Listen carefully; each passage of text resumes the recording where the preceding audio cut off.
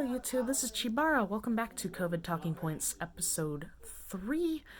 I've lost my little video helper making the funny cow comments. We got a family gathering. I don't know if you can hear in the background. There's a lot of chit chat and stuff like that. I'm just kind of trying to stay away from it all. In the opposite end of the house, there's a short distance that I have walked from the kitchen to the opposite end of the house. And in this video, I'm going to talk about rationing and portions for caloric control and intake. I'm going to target the more urbanized demographics that live in apartments that don't have a lot of room. When they get quarantined, they are going to be confined in an extremely small space compared to a lot of people in townhomes or people with large, wide open properties and stuff like that. And I'll get to talking about that in a sec. What I wanted to address is what I was trying to dig out under the sink in the last video is one of these bad guys, okay?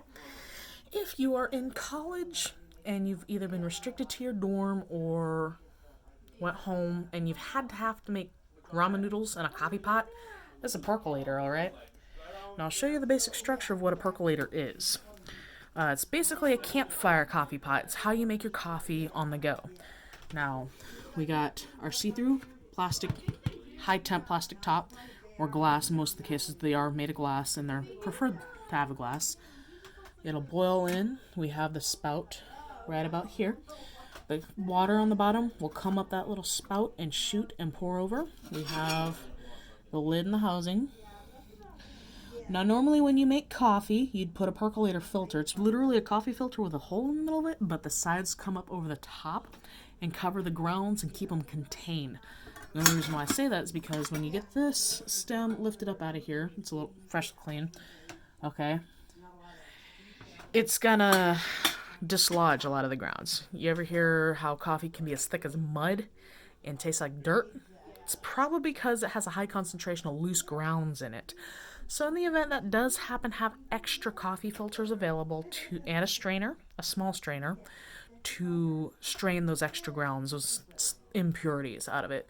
Unless you're like me, when you get desperate and you want coffee, you'll eat the dang grounds without the water. I haven't been that desperate in years, for the record. So, circling back to portion control and rationing.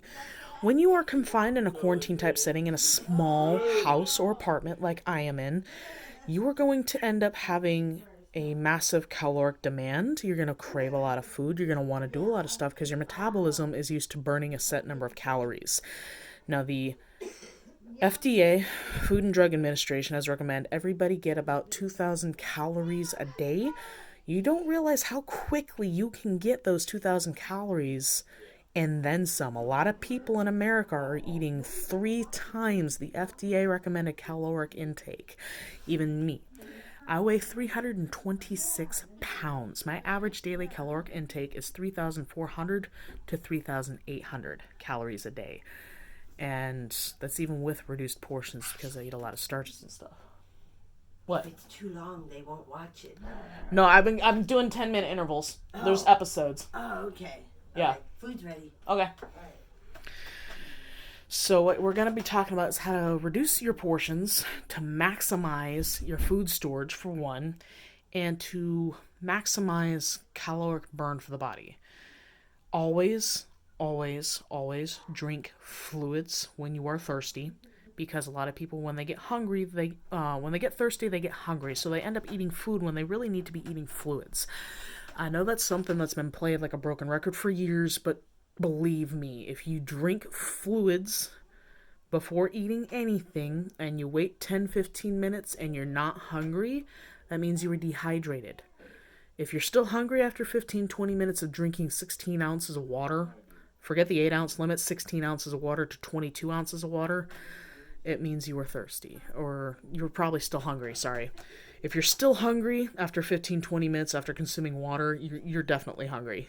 Eat something small. Now, the average portion size for what most Americans should be eating is equivalent to 1 to 2 apples per serving, per meal. So, I have huge hands, so something about two fist size at most. But for me, it would be half my hand size. I have pretty good sized hands. So if you work in fast food or anything, you have to wear gloves.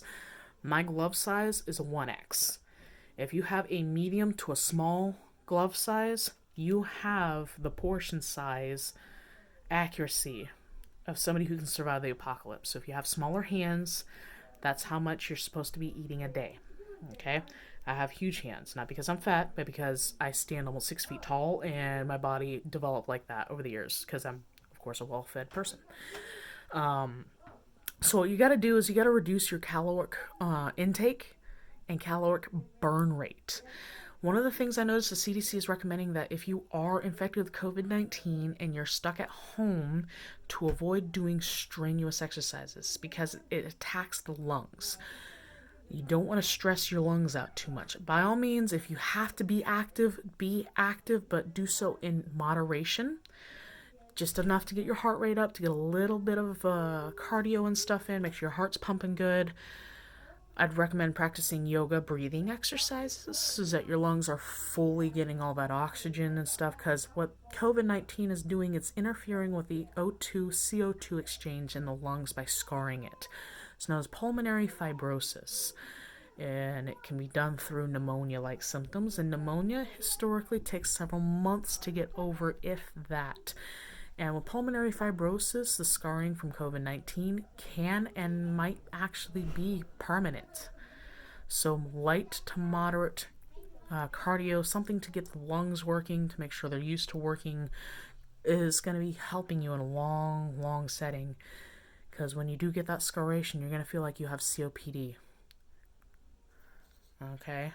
Cardio obstructive pulmonary disorder, I think is what it stands for. I can't remember. So very light workout. If you can rest, rest. Absolutely rest.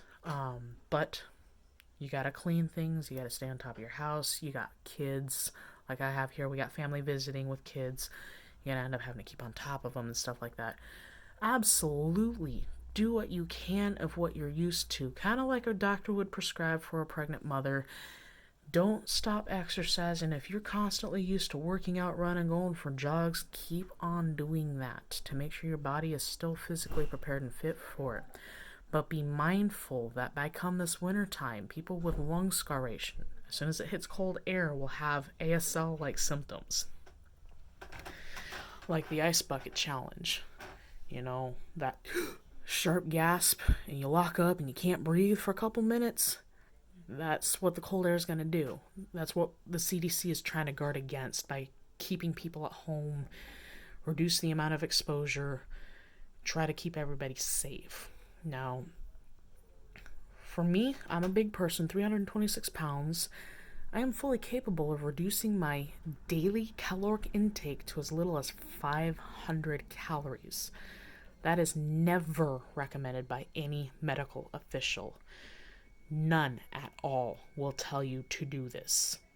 Okay? But in an extreme setting, in a long-term survival setting, if you are overweight and you have to cut back on your food intake and caloric intake, you have to reduce your calories to less than half of your daily intake. Now, I just said my daily intake is about 3,400 to 3,800.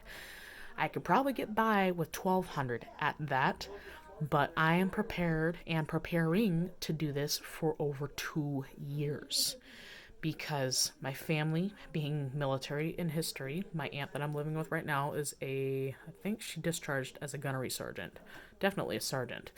My dad is a lance corporal, discharged from the United States Marine Corps, both of them are Marines.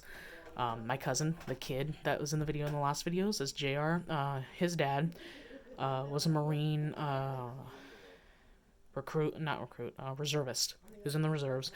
A lot of my classmates in high school went into the Air Force. Some of my former coworkers were either in the Army or Air Force or Navy.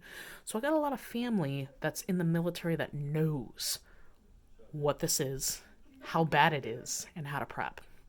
So I'm trying to get everybody's anxieties brought down to kind of bring you onto our level to better communicate how to prep for this, okay? Now, it's perfectly normal to panic. Absolutely panic. Now's the time to panic, okay? Get that out of your system. After you get that out of your system, we can tackle this straight on. Seriousness, calmly, alertly. We have steps to do, steps to follow. We are confident. We are going to get over this, okay? That's what I'm trying to instill in my audience, okay? That's what I would like to see people take away from these videos. People are saying, oh, it's not that bad, it's not that serious, da, da, da, da, or the news needs to shut the hell up, and da, da, da, da, da. They're causing fear-mongering, it's all fake news. It's like, no, it's not. It's not fear-mongering, it's not fake news. The only reason why a lot of people are experiencing anxiety is because the last 70 years of CDC guidance for disaster preparedness just seemingly got thrown out the window as the generations got on, even though it's public knowledge and accessible and recommended. They're being grossly reminded of how underprepared they are. They really are. And that's, I understand that causes a lot of anxiety, a lot of tension, and a lot of fear, and especially because assholes out there panic bought everything out of Walmart and everything like that. And the idiots that said, oh, this town 4 counties over still has supplies, you gotta stop fucking doing that, okay? You have to stop doing that. Those supplies are for your town in your area. We're getting people across state lines in the state of Oklahoma trying to get toilet paper and food and dried goods. Stop telling people who has what supplies. You're selling yourselves out for starvation and disaster. Okay? I'm going to go ahead and end this talking point here. This is Chibara signing off. I wait to see you in the next video. COVID Talking Points episode 4. Okay?